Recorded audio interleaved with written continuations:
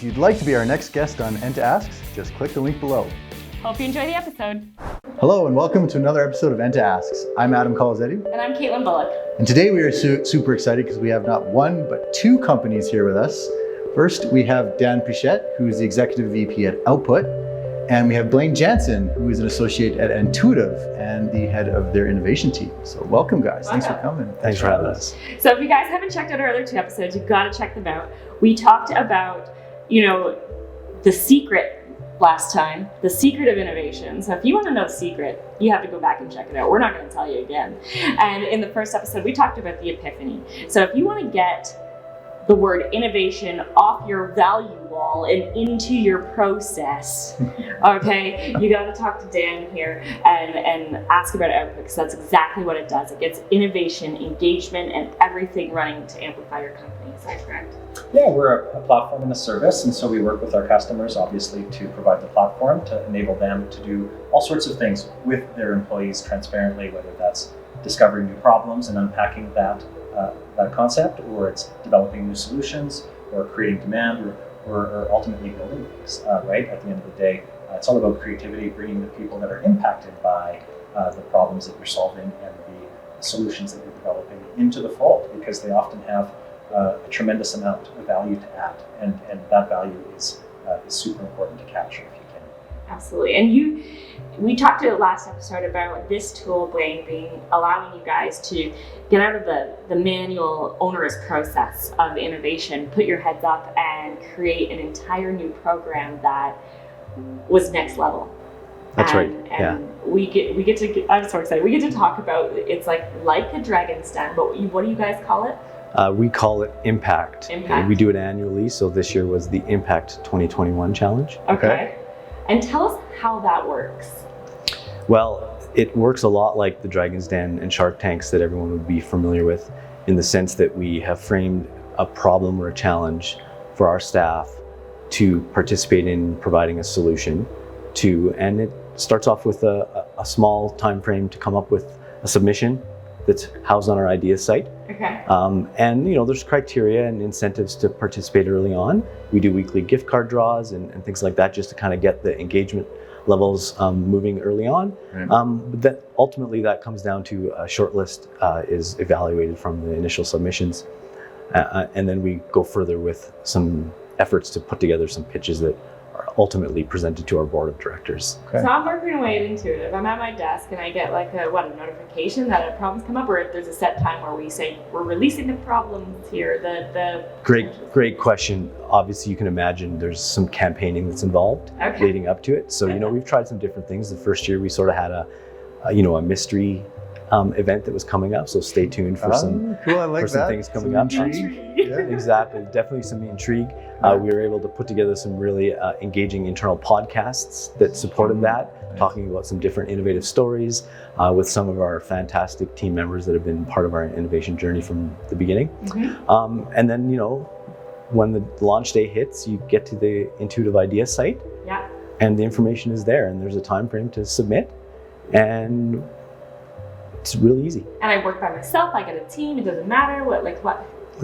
We've put very little boundaries towards how the submissions can be put in. Love that. So if you want to submit by yourself, terrific. If you'd like to form a team, fantastic. And then that all leads up to the launch date, and you log into our Ideas platform, which is hosted by Dan and Output. Okay. And it's really the entry point to innovation at that point in time. And as far as the Impact Challenge itself goes, you're met with some criteria for the particular challenge, the timing, what's expected of you, how you can be supported, what the requirements are, and you click a button and start submitting the content and a bit of your idea. So you can do it as an individual, or can you collaborate? Do you have any rules? Or we have rules around teaming, and contributions are very loose. Okay. Right. What we've noticed in looking through how we can make these events successful is there's no one size fits all. Right. Some people like to squirrel away. A lot of people like to squirrel away. Yeah. There's definitely some healthy competition that's involved. And others like to collaborate a lot and take advantage of getting the best of what they can inside of the firm. Well, I have to commend you, because we're engineers, and so I understand the impulse to start creating rules and fine print and like Yes. like programming every Yes. scenario into it, right? Yes, and it's definitely been something that we put into our shortlist evaluation, and also the coaching behind the pitches is this idea of not knowing the answer to everything before we start. Right. And Dan and the team have been really instrumental in helping coach our shortlist staff members at each challenge that we've had, and really what it means to innovate that way. That's so cool. I love that. So that's not just a platform, that's part of your service. Yeah, we certainly really spend a lot of time with our customers to understand, what they're trying to achieve, and to help them obviously explore ways that they could possibly do that. We have inevitably best practices from other experiences we've had with other organizations, and really, as has been identified, it's a journey for an organization to figure out what works for them. And even though they're employing certain strategies, others have others, and they work well as well. So it's really trying different things and ultimately doubling down on those that are obviously yielding results. And that's really what Intuitive has done, super well. Mhm. They've picked those elements of their different programs, like this competition, Impact 2021 this year, and they really do a better job with it. People are more aware of it. They socialize it better. They understand how to do, gift cards and other things to motivate participation when they need that intake. And it really becomes, as he described it, an event for the firm, which people look forward to. And those things are massive if you can create that solidarity and that excitement. An event that's actually helping the firm strategically. Adding huge value to your organization, right? Yeah. Winning. That's amazing. Absolutely. Okay, so I've entered in my suggestion. Now what happens? So the next step is the evaluation period, where we choose an internal team event. You choose? We choose strategically based on what maybe the problem definition might be, and who's best equipped inside of the firm in terms of subject matter experts or others to evaluate the submissions, and we choose a short list. And does everybody get a say, or is it just one team that says we're going to evaluate? Great question. So, we've tried a few things this year. We had a team that was pre-selected to evaluate, but we also considered the power of the popular vote. Ooh. So there's a thumbs up, thumbs down voting opportunity for all Right. submissions, and we had to put a bit of thought behind how we could influence some of them. Crowdsourcing. So there's a- Love it. So you don't want to go too mechanical with these types of things, but that was heavily weighed in the shortlist selection period with the evaluation team. And so sorry. Does Output facilitate that review? Yeah, these are all enhancements available on the platform. So, there's evaluation protocols, there's discussion, elements in place, there's voting. And voting is an interesting one, right? Because a lot of people will say, what does it really matter, right? Like a thumbs up vote.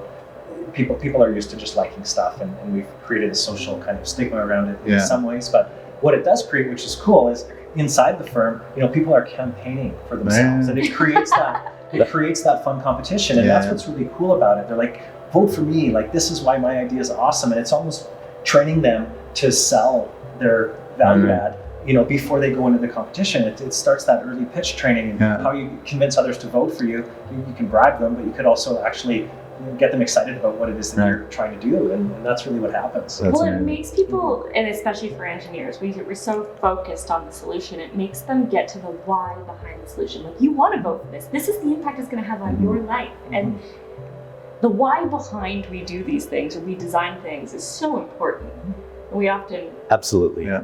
Yeah, and ironically, this year when we came up with our evaluation criteria, we said, well, here's the criteria for the shortlist evaluators, and then we're going to elevate an idea purely on popular vote. Now, So, Like the wild card. so the popular vote matters, is what you're saying. it does matter, Yeah. but here's the irony of that solution, or that criteria situation, Yeah. is they were the same. So the evaluation team chose an idea, and it was I the same understood as the popular vote. Okay. So it's like... So there's something interesting there. Yeah. But then the next stage is to put some time and resources into developing a pitch for the board of directors. Yeah. And we invest in that. The shortlist team this year was 3, last year was 5. We're given a substantial amount of time and dollars to put together a polished pitch on what the value of their idea is, how it meets the criteria, and ultimately how it is going to impact our strategy as a firm. And that is so cool. And so, I mean, we engineers don't know how to pitch. How do you teach an engineer how to pitch? There's lots of ways. Okay. There's lots of tools, and Well, we're Output, trying lots of them. You yeah. coach a little bit at this stage, is that right? One thing they've tried for the past 2 years, and it's gone very well, is they actually engage me to provide pitch coaching to these individuals that are selected as semifinalists. Yeah. And effectively how that works is, I'm not an engineer, so I can't claim to be a subject matter expert in some of these areas, but I am quite well trained and experienced in how to articulate value. And so when I work with these individuals, and they're it's an awesome relationship. They're super fun to work with. They obviously care a huge amount about where they work, and it's a really fun, engaging time. Sadly we've been doing it on Zoom and stuff, and I'd love to get the opportunity to do it in person one day. Yeah. But in any event, we talk about really unpacking that problem by simply focusing on what's important to articulate to be meaningful for the board. It's been a really fun, conversation with these guys, and they really, I think, are proud of themselves what they're ultimately 100%. able to do at the end. They're like, wow, I never thought that this would be the outcome that I would be, presenting at the end of the day. They probably have a lot of anxiety and worry about that, and they realize I'm actually able to do this. The value is the important part, and I already understand that very well. Well, and that is so important. We learned that you can't talk about the technical stuff. You got to talk about the impact, the why behind it. That's huge, right? Mm-hmm. So I want to know, who won last year and how did it, so tell me the journey that they won. Once they're pitching to the board, who won? How did it go? Yeah, so it's perfect timing that you asked this question, because we've kind of gotten through some of the early prototyping phases of the idea. But last year, our winning idea was submitted by one of our young, eager engineers named Stephen Kohas. And he pitched to the board this idea of reimagining how we recruit engineers. Based on his experience coming up through engineering school and realizing that he didn't really know what engineering was all about in the context of what it actually was when he got there. Mm-hmm. Exactly. So Intuitive U is a really interesting online platform that really helps us discover and connect with engineering students and engineers of a variety of experience levels in ways that we hadn't been able to do before. That's amazing. So they can connect to the platform. I'm guessing there's some kind of challenges or something that they there's participate in. Technology heavy, interesting case studies to understand how to interact with sites and concepts in different types of projects that basically don't mimic what you learn as an engineer in university. Right? Yeah. Well, and I love that, because now if you hire someone, you don't have to indoctrinate them into this innovation culture, right? You're looking for the people that are doing that already, that are excited about it, right? So there's the impact. Fantastic. Yeah, Right? That's exactly right. Yeah. So it was Stephen, right? Yes. Was he nervous? How did he pitch? How did it go? His pitch was pretty remarkable. He's not a nervous guy, and he's probably someone who didn't really need coaching from Dan to formulate a pitch. But it was very useful to focus in on, Intuitive U is a very big idea, but what's the most valuable thing that we had to test first? And that became really important from the initial development of the concept. Right. And so Intuitive U is launched. It's ready to go. It's coming. It's out there. It's out there. You can see it on our current social media channels. There's a link to it on our website. Okay. Top banner bar at intuitive.com. You have a little Intuitive U icon that you can click on, so you can play around and see what's there. And students who are currently in engineering should go there and check it out. Definitely, students currently in engineering will find a lot of value by going there and registering and doing the case studies. Okay. But realistically, anybody who's in the engineering world that wants to be part of what we're doing will find some value from the site as well. For all engineers, that's amazing. All engineers, yeah.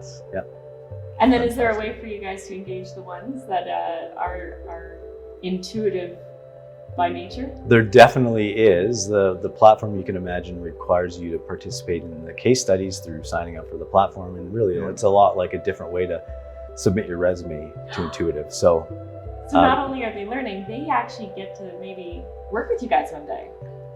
We hope that will happen, absolutely. The partnership that comes from this is definitely one of the value pieces that we're tracking. Yeah. That's so powerful, because we've talked about this with previous guests, the fit. Finding somebody who's the right fit for your company, that's a huge investment, right? And if you're able to do that before you've actually hired them on, what an impact. And there it is. That's the strategy. There's the impact behind that. That's great. What an amazing win. And further to that, there's a limited bandwidth to going out into the world to find top quality engineers. Mm-hmm. So what if a platform could kind of open up that bandwidth to areas that you didn't even know existed? Right? Yeah, it's fantastic, right? Come to me, right? here I am. That's the vision. Yeah. Absolutely. I love that. And so when you get to see things like this come out of your platform, Well, it really came out of the participants at the end of the day. The platform is the tool that facilitated that process, but it's really their creativity and the value that's shown here. And Stephen's a really awesome guy to work with. He's very enthusiastic, and I really enjoy our relationship as well, as I do get to work with a lot of the people there in my role. But yeah, it's really great. And the real thing to take from this that I am so proud about is, here's a professional services firm that typically provides a service to customers, for hourly rates or some other, on some other basis.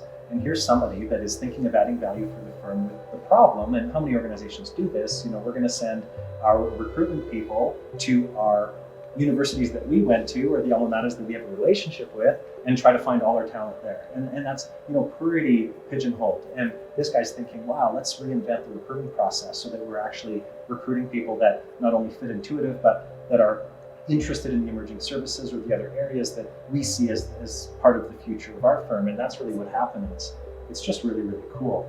And helping him articulate that and really drive it home. I think it was impossible for the board not to approve it at the end of the day. Yeah. And they couldn't resist approving a second idea, even though they were only supposed to approve one. Yeah, I mean, the success of the first effort on this challenge was really that we had 5 high-quality shortlisted ideas, and we elevated 2 of them. And that was only after some debate around elevating 5 of them. Right. So There's a chance of not doing what you want to do if you put too many resources how into many it. yelling matches at the board level do you get to everybody wants to pick more than one? Exactly. We said just Exactly. one. So we felt really good about the success after that, and it led into this year. And lots of I great love things.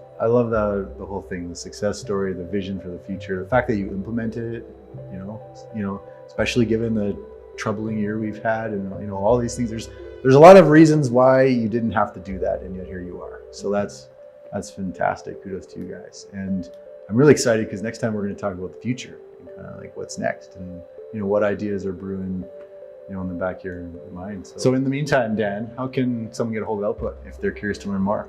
Frankly, email me. I'd love to have a chat. My email is dan@output.co, or you can check out our website at output.co as well. And by all means, we'd love to have a conversation, learn about your business and how we could possibly help you achieve some of these activities or goals. Amazing. And how about you, Blaine? If you want to find out more about what Intuitive does as a firm, you can check us out at intuitive.ca. And if you want to connect with me personally, LinkedIn, that's the way these days. Excellent. All right, we'll see you next time. Oh, can I get a mic drop? That was so Epic. Join us next time on ENTA Asks.